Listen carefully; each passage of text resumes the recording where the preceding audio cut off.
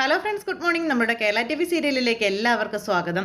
അങ്ങനെ നമ്മുടെ ഗീതു തൻ്റെ കണ്ണേട്ടനെ പിരിയാൻ തനിക്ക് കഴിയില്ലെന്നും ഡിവോഴ്സിന് താൻ സമ്മതിക്കില്ലെന്നും കുടുംബക്കാരുടെ എല്ലാവരുടെയും മുന്നിൽ വെച്ചങ്ങ് വിളിച്ചു പറഞ്ഞേ. അത് കേട്ട് കഴിഞ്ഞപ്പോൾ പ്രിയയ്ക്കൊക്കെ ഒത്തിരി സന്തോഷമായി. പക്ഷേ രാധിക മാത്രം കണ്ണുന്തി പിടിച്ചിങ്ങനെ നിൽക്കുക. ഈ സമയത്ത് നമ്മുടെ കാഞ്ചന പാവം കൈ അടിച്ചത് പാസ്സാക്കി. അപ്പോഴേക്ക് രാധിക തൂർച്ചിങ്ങനെ നോക്കി. അതെ, ഭയങ്കരമായ കൊതുക് എന്ന് പറഞ്ഞുകൊണ്ട് പാവ അവിടെ കിടന്ന് ഉരുണ്ട് കളിക്കുക. അപ്പോൾ രേഖയ്ക്കും സന്തോഷമായിട്ടോ. രേഖ ഇങ്ങനെ ഒരു കള്ളച്ചിരിക്ക് ചിരിച്ചിങ്ങനെ നിൽക്കുവാണേ. എന്തായാലും രാധികയ്ക്ക് പണി വാലുമള്ളത്തിൽ കിട്ടിയെന്ന് ഇവർക്ക് എല്ലാവർക്കും മനസ്സിലായി. അപ്പോൾ ഏട്ടൻ എന്താ ഇതിനെപ്പറ്റി ഒന്നും പറയാത്തതെന്ന് അനിയത്തി ചോദിച്ചു കഴിഞ്ഞപ്പം ഏട്ടൻ എന്താ പറയേണ്ടതെന്ന് ഏട്ടൻ എന്നെ അറിയില്ല. ഏട്ടൻ അമ്മയെ ഇങ്ങനെ നോക്കുന്നു, ഭാര്യയെ നോക്കുന്നു, പ്രിയയെ നോക്കുന്നു. ഏട്ടൻ ഡിവോഴ്സ് നോട്ടീസ് പിൻവലിക്കണം, അല്ലെങ്കിൽ ജലപാനം പോലും അതുവരെ ഞാൻ നടത്തില്ല എന്ന് പറയുന്നത് കേട്ട് കഴിഞ്ഞപ്പോൾ ചേട്ടൻ പെട്ടുപോയി. അപ്പോൾ അമ്മയും വരുണേട്ടനും മാത്രമാണ് ഇപ്പോൾ ഗോവിന്ദേട്ടൻ്റെ തീരുമാനത്തിനൊപ്പം നിൽക്കുന്നത്. ബാക്കി എല്ലാവരും ഗീതു ചേച്ചിയുടെ അഭിപ്രായത്തിനൊപ്പമാണ് തുടങ്ങിയ കാര്യങ്ങളൊക്കെ പറയുവാണ് പ്രിയ. അപ്പോൾ ഏട്ടൻ പിന്മാറിയേ പറ്റൂ എന്ന് പ്രിയ തറപ്പിച്ച് പറഞ്ഞു. ഇത് കേട്ട് കഴിഞ്ഞപ്പോൾ ഗോവിന്ദൻ ആകെ പെട്ടില്ലേ. ഗോവിന്ദൻ ഒരു രക്ഷയില്ല. എടുത്ത തീരുമാനത്തിൽ നിന്നും ഞാൻ പിന്നോട്ട് പോകില്ലെന്ന് പറഞ്ഞപ്പം എന്നാൽ ഞാൻ ഇന്നു മുതൽ പട്ടിണി കിടക്കുമെന്ന് പ്രിയ തറപ്പിച്ച് ഗോവിന്ദനോട് പറഞ്ഞു. ഇത് കേട്ടപ്പോൾ ഗോവിന്ദ മോളെ എന്ന് പറഞ്ഞൊരു വിളി. എവിടെ ആര് കേൾക്കാൻ. പ്രിയ തൻ്റെ തീരുമാനം വിടില്ല എന്ന് തന്നെ തീരുമാനിച്ച് നിൽക്കുക. അങ്ങനെ നിൽക്കുമ്പോൾ ബാക്കിയുള്ളവരൊക്കെ ഇങ്ങനെ ചിരിച്ചുകൊണ്ട് നിൽക്കുന്നു. കാരണം അനിയത്തി പട്ടിണിക്കിടില്ല, ആ ഒരു ഇതെല്ലാം അറിയാമല്ലോ. അതുകൊണ്ട് മോളെ നീ എടുത്തചാട്ടമൊന്നും കാണിക്കാതെന്ന് പറഞ്ഞ് രേഖ അങ്ങ് ചെന്നു. നിന്റെ വയറ്റിനകത്തൊരു കുഞ്ഞു വളരുന്നുണ്ടെന്നും അതിന് ആഹാരം വേണമെന്നും നീ പട്ടിണി കിടന്നാൽ അതിനാണ് അപകടമെന്നും പറഞ്ഞ് രേഖ അങ്ങോട്ടേക്ക് ചെന്നു. അപ്പം ഞാനും എൻ്റെ കുഞ്ഞു മരിച്ചു പൊക്കോട്ടെ, ഏട്ടൻ്റെയും അമ്മയുടെയും വാശി നടക്കുമല്ലോ എന്നും പറഞ്ഞു. പ്രിയ ശരിക്കും അവിടെ കിടന്നങ്ങോട്ട് മാക്സിമം മുതലെടുക്കുക സമയം. അതൊക്കെ കേട്ട് കഴിഞ്ഞപ്പം മാമി പ്രിയമോള് പറഞ്ഞാലേ അത് പറഞ്ഞതാ അറിയാമല്ലോ എന്നും പറഞ്ഞ് കാഞ്ചന. പ്രിയെ, നീ നിന്റെ തീരുമാനം മാറ്റുന്നത് വരെ ഞാനും പട്ടിണി കിടക്കുമെന്ന് നമ്മുടെ ഗീതുവും പറഞ്ഞു. മൊത്തത്തിൽ പട്ടിണിക്കാരായി വീട്ടിൽ.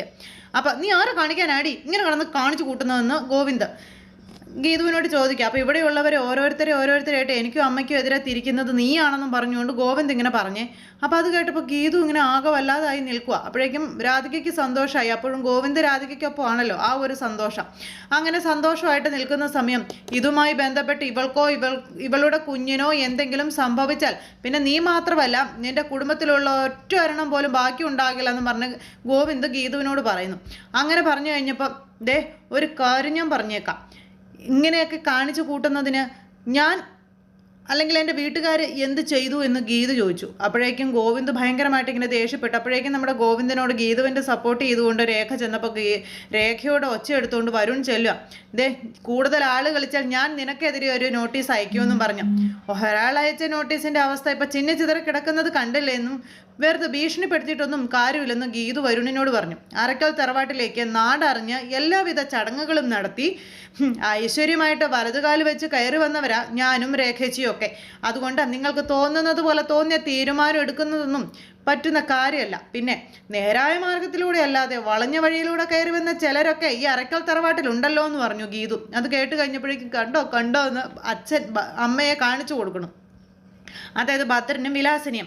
അപ്പോൾ അങ്ങനെ കയറി വന്നവർ ഇവിടെ നിന്ന് ഇറങ്ങിപ്പോകാതെ അങ്ങനെ ഞങ്ങളെ മാത്രം പുറത്താക്കാമെന്ന് ആരും കരുതണ്ടാന്നു ഗീതു പറഞ്ഞു. രേഖയെ നേരത്തെ നിന്ന് ചിരിക്കുക കേട്ടോ. അതുപോലെ തന്നെ ഇങ്ങനെ തുള്ളിച്ചാടി നിൽക്കുവാണ് ഈ പറഞ്ഞ രാധിക. അപ്പോഴേക്കും വേണ്ട, നിങ്ങളാരും പോകണ്ട, ഇവിടുത്തെ ഏറ്റവും വലിയ കുഴപ്പക്കാരൻ ഞാനല്ലേ, ഞാൻ പോയിക്കോളാമെന്നും പറഞ്ഞുകൊണ്ട് നമ്മുടെ ഗോവിന്ദ് അങ്ങ് ഇറങ്ങി പോകുമ്പോൾ കണ്ണോ എടാ എന്നും പറഞ്ഞുകൊണ്ട് വിളിക്കുന്നു രാധിക. മരുമോനെന്നും പറഞ്ഞു അവർ. അപ്പോഴേക്കും അങ്ങോട്ടേക്ക് ഇറങ്ങി വരുന്ന ഗോവിന്ദനെ കാത്ത് നമ്മുടെ അയ്യപ്പേട്ടൻ നിൽപ്പുണ്ടായിരുന്നു. ആഹാരം തോൽപ്പിക്കാനാ കുഞ്ഞ് ഈ ഒരു തീരുമാനം. എന്തിനാ കുഞ്ഞ് ഇങ്ങനെ ഒരു തീരുമാനം എടുത്തത്? ഗീതുവായിട്ടുള്ള ബന്ധം അത് ഒഴിവാക്കണമെന്ന് ഉള്ള ആ ഒരു തീരുമാനത്തിൽ ഉറച്ചു നിൽക്കുന്ന കുഞ്ഞിനെ എനിക്ക് അംഗീകരിക്കാൻ പറ്റുന്നില്ല. അത് ആർക്ക് വേണ്ടിയാണെന്നൊക്കെ ചോദിച്ചുകൊണ്ട് ഇങ്ങനെ നിൽക്കുമ്പോൾ കണ്ണാ എന്നും വിളിച്ച് രാധിക വന്നു. ഗീതു പറഞ്ഞ കാര്യങ്ങൾക്ക് മറുപടി പറയാതെ നീ ദേഷ്യപ്പെട്ട് ഇറങ്ങിപ്പോകുന്നത് ശരിയല്ല എന്ന് പറഞ്ഞു രാധിക. പിന്നെന്താ, ഞാൻ അവരുടെ മുന്നിൽ ചെന്ന് നിന്ന് കൊടുക്കണമെന്ന് ചോദിച്ചു ഗോവിന്ദ്. അവൾ ആത്മാർത്ഥമായിട്ടല്ല നമ്മളെ പ്രകോപിപ്പിക്കാൻ വേണ്ടിയിട്ടാണ് സംസാരിക്കുന്നതെന്ന് പറഞ്ഞപ്പം നിന്നെക്കുറിച്ച് മോശമായിട്ട് സംസാരിക്കാത്തത് കൊണ്ടാണോ അവളുടെ കാര്യത്തിൽ ഒരു തീരുമാനം എടുക്കാതെ നീ ഒഴിഞ്ഞു മാറുന്നത് എന്ന് രാധിക ചോദിച്ചപ്പം രാധികാമേ, കൊച്ചു പിണക്കങ്ങൾ ഏത് കുടുംബത്തിലില്ലാത്തത്? അത് പരിഹരിക്കാൻ അല്ലേ വീട്ടിലുള്ളവർ ശ്രമിക്കേണ്ടത്, അല്ലാതെ നിസ്സാര പ്രശ്നങ്ങൾ ആളി കത്തിക്കാനല്ല എന്ന് പറഞ്ഞപ്പോൾ പ്രശ്നങ്ങൾ ഉണ്ടാക്കുന്നതും പരിഹരിക്കുന്നതൊന്നും ഞാനല്ല, അവൾ കുഴപ്പങ്ങൾ ഇങ്ങനെ ഓരോന്നുണ്ടാക്കിക്കൊണ്ടേയിരിക്കും, എന്നെ ശത്രുവായി കാണുന്നതിനോട് ബന്ധപ്പെട്ട കാര്യമാണെന്നൊക്കെ പറഞ്ഞുകൊണ്ട് ഇങ്ങനെ ഈ രാധിക ഭയങ്കരമായിട്ട് ഇങ്ങനെ പറയുന്നു. അത് കണ്ണൻ്റെ ജീവിതത്തെ ബാധിക്കുമെന്നൊക്കെ പറഞ്ഞു. അപ്പോൾ അവൾ പറഞ്ഞൊക്കെ നീ കേട്ടില്ലേ കണ്ണ, കുറുക്കു വഴിയിലൂടെ ഈ കുടുംബത്ത് വന്ന് കയറിയവളാണ് ഞാനെന്ന്. അപ്പോൾ അത് കേട്ട് കഴിഞ്ഞപ്പോൾ എന്നും പറഞ്ഞ് നമ്മുടെ അയ്യപ്പേട്ടൻ ഇങ്ങനെ നിൽക്കുക കേട്ടോ. അപ്പോഴേക്കും നമ്മുടെ ഗോവിന്ദനൊന്നും മിണ്ടുന്നാതെ നിൽക്കുവാണേ. അവൾ ആരോപിക്കും പോലെ കുറുക്കു വഴിയിലൂടെ വന്ന് ഞാനിവിടെ വേണോ അതോ നാടറിഞ്ഞ് കല്യാണം കഴിച്ച ഗീതു ഇവിടെ വേണോ എന്ന് നീയാണ് തീരുമാനിക്കേണ്ടത് എന്നും പറഞ്ഞുകൊണ്ട് ഗോവിന്ദന് വലിയ ടാസ്ക് തന്നെ കൊടുത്തു രാധിക. അപ്പോൾ അമ്മ ഈ പറയുന്നതൊന്നും ശരിയല്ലെന്നും പിന്നെ അവളുമായിട്ട് എനിക്ക് യാതൊരു ബന്ധവുമില്ല, അമ്മ ഇതിൻ്റെ ഒന്നും പേരിൽ ടെൻഷൻ അടിക്കണമെന്നും പറഞ്ഞാൽ ഈ ഗോവിന്ദൻ ഇതൊക്കെ കേട്ട് അയ്യപ്പേട്ടൻ തൊട്ടരികിലും നിൽക്കുമല്ലോ. അയ്യപ്പേട്ടന് ദേഷ്യം വരാൻ തുടങ്ങിയേ. അയ്യപ്പേട്ടൻ ഇങ്ങനെ ഇതൊക്കെ കേട്ട് ഭയങ്കരമായിട്ട് ദേഷ്യപ്പെട്ട് ഇങ്ങനെ നിൽക്കുമ്പോൾ ഈ വക കാര്യങ്ങളൊന്നും മറ്റുള്ളവരുടെ മുന്നിൽ വെച്ച് പരസ്യമായി പറയേണ്ട കാര്യം എനിക്കില്ലയെന്നും ഗോവിന്ദൻ ഇങ്ങനെ പറയാം. അപ്പം അതിനെനിക്ക് താല്പര്യമില്ല എന്നും പറഞ്ഞു.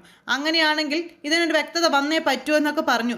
അതിനെക്കുറിച്ച് എന്തൊക്കെ അറിയാവുന്നത് കൊണ്ടാണ് അവൾ എന്നെ ബോധപൂർവം അപമാനിക്കാൻ ശ്രമിക്കുന്നത് എന്ന് രാധിക പറയുക ഗോവിന്ദനോട്. അത് കേട്ടപ്പോൾ അയ്യപ്പേട്ടനൊരു സംശയം, അതുപോലെ തന്നെ ഗോവിന്ദനൊരു സംശയം.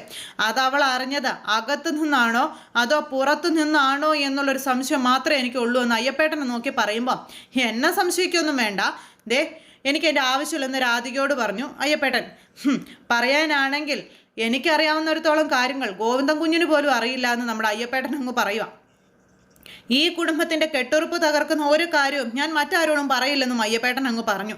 അത് രാധികാമ്മയുടെ ഭയമോ ബഹുമാനോ അതൊന്നും കൊണ്ടൊന്നും അല്ല കേട്ടോ. ദേ ഈ ഗോവിന്ദ കുഞ്ഞിനോടുള്ള സ്നേഹം കൊണ്ടാണ് നമ്മുടെ അയ്യപ്പേട്ടൻ പറഞ്ഞു. അവിടെയും രാധിക ജമ്മി രാധിക വലിയ ആളാകാൻ പോയത് അയ്യപ്പേട്ടനെ ഭരിക്കാൻ. അപ്പോൾ ഗീതുവിനെ മര്യാദയ്ക്കാക്കാൻ നിനക്ക് മാത്രമേ കഴിയുള്ളൂ എന്ന് വീണ്ടും പറയുവാണ് ഗോവിന്ദനോട് ഈ രാധിക. അപ്പോൾ അവൾക്കുള്ള മറുപടി കൊടുക്കേണ്ടത് ഇവിടെ വെച്ചല്ലെന്നും കോടതിയിൽ വെച്ചാണെന്നും പറഞ്ഞുകൊണ്ട് പറഞ്ഞപ്പോൾ ആ മറുപടി അവൾക്ക് മാത്രമാകരുത്, ഗീതുവിനെ മുന്നിൽ നിർത്തി ഒളിപ്പോര് നടത്തുന്ന വിജയലക്ഷ്മിക്കും കൂടി ആയിരിക്കണമെന്നുള്ള കാര്യങ്ങൾ രാധിക പറഞ്ഞപ്പോഴേക്കും ഇവരിങ്ങനെ അമ്പരപ്പോട് നിൽക്കുകയാണ്.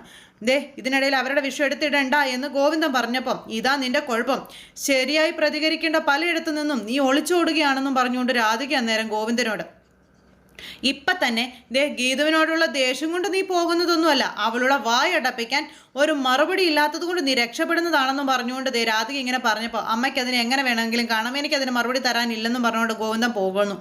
അപ്പോൾ ഗോവിന്ദൻ അങ്ങ് പോയി കഴിഞ്ഞപ്പോഴേക്കും അയ്യപ്പേട്ടൻ പറഞ്ഞു ഞാനും കൂടെ വരാൻ കുഞ്ഞെ, തനിച്ച് പോകണ്ടെന്ന്. വേണ്ട, എനിക്ക് ആരുടെ സഹായം വേണ്ട, ഒറ്റയ്ക്ക് നിൽക്കുന്നവൻ ആരെ പേടിക്കാനാണെന്ന് ഗോവിന്ദൻ അന്നേരം ചോദിക്കുക. അതൊക്കെ കേട്ട് രാധിക ഇങ്ങനെ ഭയങ്കര സങ്കടം അഭിനയിച്ച് ഇങ്ങനെ നിൽക്കുന്നേ. അപ്പോഴേക്കും നമ്മുടെ ഗോവിന്ദൻ അങ്ങ് പോയി. ഗോവിന്ദൻ പോയപ്പോഴേക്കും ദേ ഭദ്രൻ ഓടിക്കതച്ച് മരുമകൻ്റെ അടുത്തേക്ക് വരുന്നു. പക്ഷേ മരുമകൻ്റെ പിന്നാലെ പോകാൻ അയ്യപ്പേട്ടൻ സമ്മതിച്ചില്ല. ഈ പറയുന്ന നമ്മുടെ ഭദ്രനെ പിടിച്ചു വെച്ച് അവിടെ നിർത്തി. അപ്പോൾ അതെ മരുമോനെ പോകല്ലേ എന്ന് പറഞ്ഞ് മാക്സിമം നോക്കി. പക്ഷേ ആ ഒരു ഇതൊന്നും സമ്മതിച്ചു കൊടുത്തില്ല അവർ. അത് കഴിഞ്ഞപ്പോഴേക്കും രാധികയുടെ നേരെ ചെന്നു ഇവർ. രാധിക അന്നേരം ഇവരെ കടിച്ചു കീറാൻ ചെന്നപ്പോഴേക്കും ഞങ്ങളുടെ മരുമകനോട് ഞങ്ങൾക്ക് സംസാരിക്കേണ്ട, നിങ്ങൾ ആരാ അത് പറയാനെന്ന് ചോദിച്ചു. അപ്പോൾ ഡിവോഴ്സ് സമയത്ത് അതൊക്കെ കോടതിയിൽ വെച്ച് സംസാരിച്ചാൽ മതിയെന്ന് പറഞ്ഞു. പിന്നെ ഗീതു ബന്ധം പിരിയാൻ തയ്യാറാകാത്തിടത്തോളം ഈ ഒരു കാര്യങ്ങളൊന്നും നടക്കില്ല. പിന്നെ ഗീതുവിനെ സമ്മതിപ്പിക്കണമെങ്കിൽ ഞങ്ങൾ വേണം, അതിന് ഞങ്ങൾക്ക് പൈസ വേണമെന്നൊക്കെ ഇവർ പറയുന്നത്.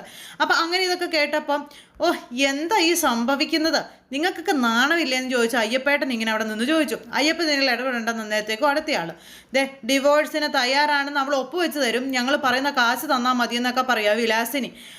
അപ്പോൾ അത് നടക്കും എന്ന് ഉറപ്പുണ്ടെങ്കിൽ കാശ് തരുമെന്നുള്ള രീതിയിലായി രാധിക.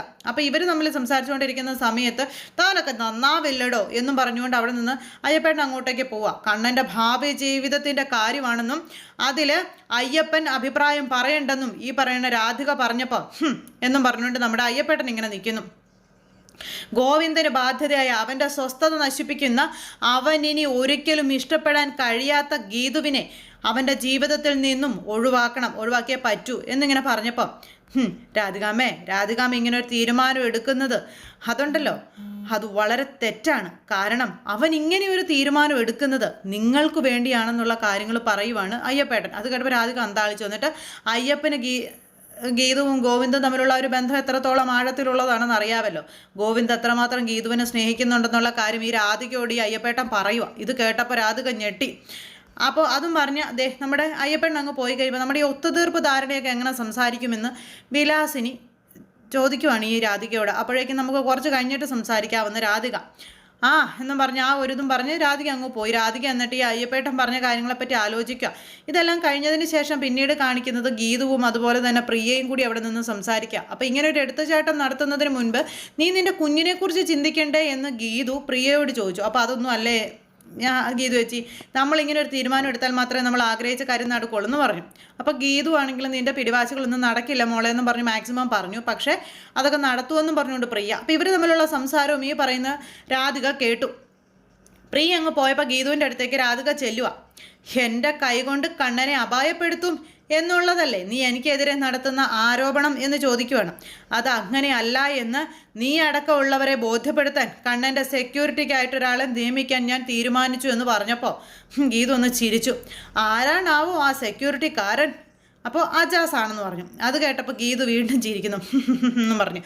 കോഴികളുടെ സ്കൂളിൽ കുറുക്കൻ ഹെഡ് മാസ്റ്റർ ആയതുപോലെ ഇരിക്കും എന്നും പറഞ്ഞുകൊണ്ടായി നമ്മുടെ ഗീതു. കണ്ണന് പൂർണ്ണമായും സംരക്ഷണം കൊടുക്കാൻ അജാസിന് കഴിയുമെന്ന് എനിക്ക് ഉറപ്പുള്ളത് കൊണ്ടാണ് ഈ തീരുമാനം എടുത്തതെന്നുള്ള കാര്യം പറയുവാണ് രാധിക. അജാസിനെ കൂടെ നിർത്തി ഞാൻ കണ്ണനെ കൊല്ലാൻ നോക്കിയെന്ന് നീ ബഹളം വെക്കാതിരിക്കാൻ വേണ്ടിയിട്ടാണ് ഞാനിപ്പോൾ ഇത് പറഞ്ഞതെന്നും പറഞ്ഞു നമ്മുടെ ഈ രാധിക. നിന്റെ മുൻപിൽ വെച്ച് തന്നെ അജാസിനെ വിളിച്ച് ഈ കാര്യങ്ങളെല്ലാം ഞാൻ ഏവനെ ഏൽപ്പിക്കുമെന്ന് പറയാം. എന്നിട്ട് ഫോൺ വിളിച്ചിട്ട് ഇവർ തമ്മിൽ സംസാരിക്കുക. അപ്പോൾ ഇങ്ങനൊരു കാര്യം ചെയ്യുന്നതും ഇതിന് പിന്നിലൊരു കാര്യം ഉണ്ടാക്കി വെക്കുന്നതും ഇതിനെല്ലാം നിങ്ങൾ മുന്നിലൊരു കാരണം കണ്ടെത്തിയിട്ടുണ്ടെന്നും അതിൻ്റെ ഭാഗമായിട്ടാണ് ഇത് നടക്കുന്നതെന്നും ഒക്കെ എനിക്കറിയാമെന്നും കണ്ണേട്ടനെ കൊലപ്പെടുത്താനായിട്ട് നിങ്ങൾ അജാസിനെ നിയമിച്ച വിവരം എനിക്കറിയാമെന്നും ഒക്കെ ഗീതു പറഞ്ഞു. രാധികയെ ഒരു രീതിയിലും രക്ഷപ്പെടാൻ സമ്മതിക്കാത്ത അവസ്ഥയിലേക്ക് കൊണ്ടുവരുന്നു. ഗീതുവിൻ്റെ ഓരോ ചോദ്യങ്ങൾക്കും മുന്നിലും ഇങ്ങനെ വല്ലാത്ത രീതിയിൽ രാധിക ഇങ്ങനെ നിൽക്കുക. അങ്ങനെ ആ ഒരു സംഭവങ്ങളും കാര്യങ്ങളും ഇങ്ങനെയൊക്കെ നടത്തിക്കൊണ്ടിരിക്കുന്ന സമയത്ത് നിങ്ങൾ ഈ കാണിക്കുന്നതും പറയുന്നതും എല്ലാം ഒരു ബഹളിപ്പെണ്ണിൻ്റെ കാണിക്കുന്നതിനും പറയുന്നതിനുമെല്ലാം എതിരെ നിൽക്കുന്നത് ഒരു ബഹളിപ്പെണ്ണിൻ്റെ വെറും ഒരു തോന്നലാണെന്നും അല്ലെങ്കിൽ അവളോട് എടുത്തുചാട്ടമാണെന്നും നിങ്ങൾക്ക് തോന്നുന്നുണ്ടെങ്കിൽ അത് വെറുതെയാണെന്നും പറഞ്ഞുകൊണ്ട് പറയുകയാണ് നമ്മുടെ ഗീതു. നിങ്ങൾ ഓരോ ചലനങ്ങളും നടത്തുന്നത് കൃത്യമായി അറിഞ്ഞിട്ട് തന്നെയാണെന്നൊക്കെ പറഞ്ഞ് അങ്ങനെ നമ്മുടെ ഗീതു ഈ രാധികയെ വിജയിക്കാനായിട്ട് ശ്രമിക്കുക. ഞാൻ ജീവനോടെ ഇരിക്കുമ്പോൾ നിങ്ങളുടെ ഒരു കള്ളത്തരങ്ങളും നടക്കില്ല, അതുപോലെ തന്നെ ഈ സ്വത്തുക്കൾ അടിച്ചു മാറ്റാനും സമ്മതിക്കില്ല എന്നും പറഞ്ഞു. അപ്പോൾ അങ്ങനെ അവർ തമ്മിലുള്ള സംസാരം കഴിഞ്ഞ് ഗീതു രാധികയെ വെല്ലുവിളിച്ചിട്ട് അവിടെ നിന്ന് പോയി. ഇതേ സമയത്ത് അച്ഛനും അമ്മയും മകനും കൂടി പ്രിയയ്ക്ക് കിട്ടുന്ന സ്വത്ത്, ഗീതുവിന് കിട്ടുന്ന സ്വത്ത് ഇതൊക്കെ വീതം വയ്ക്കുന്നതും കൈയിട്ട് വരുന്നതിനെ പറ്റിയുള്ള കാര്യങ്ങളൊക്കെ സംസാരിച്ചുകൊണ്ടിരിക്കുന്നു. അങ്ങനെ ഗീതുവിന് കിട്ടുന്ന സ്വത്തിൽ നിന്ന് ഒരു പങ്ക് പോലും ആങ്ങളയ്ക്ക് കൊടുക്കില്ലെന്ന് അച്ഛനും അമ്മയും കൂടെ പറയുമ്പോൾ പ്രിയയ്ക്ക് കിട്ടുന്ന സ്വത്ത് കൈയിട്ട് വരാൻ വന്നേക്കരുതെന്ന് മകൻ അച്ഛനോടും അമ്മയോടും പറയുന്നു. അങ്ങനെ ഇവർ തമ്മിൽ ആ ഒരു കാര്യങ്ങളൊക്കെ സംസാരിച്ചുകൊണ്ട് നിൽക്കുന്ന സാഹചര്യവും അതുപോലെ അതെല്ലാം കഴിഞ്ഞതിന് ശേഷം പിന്നീട് രാധികയ്ക്കരികിലേക്ക് ധാരണയ്ക്ക് വേണ്ടി ഈ പറയുന്ന ഭദ്രൻ ചെല്ലുന്നു. അതിനുശേഷം ഒരു ഡിമാൻഡ് ഈ പറയുന്ന രാധിക വയ്ക്കുന്നു. അപ്പോൾ അങ്ങനെയൊക്കെയുള്ളൊരു സിറ്റുവേഷനും കാര്യങ്ങളൊക്കെ കൂട്ടിയിണക്കിക്കൊണ്ടാണ് ഇന്നത്തെ നമ്മുടെ കഥ വന്നിട്ടുള്ളത്. അപ്പോൾ എല്ലാവരും കാത്തിരുന്ന് കാണണം. എല്ലാവർക്കും നല്ലൊരു ദിവസം ആശംസിക്കുകയാണ്. എല്ലാവരുടെയും സപ്പോർട്ടിനും സ്നേഹത്തിനും ഒത്തിരി ഒത്തിരി നന്ദി അറിയിക്കുന്നു. സൂപ്പർ ഹിറ്റ് കഥയുമായി കാണുന്നത് വരെ എല്ലാവർക്കും നന്ദി.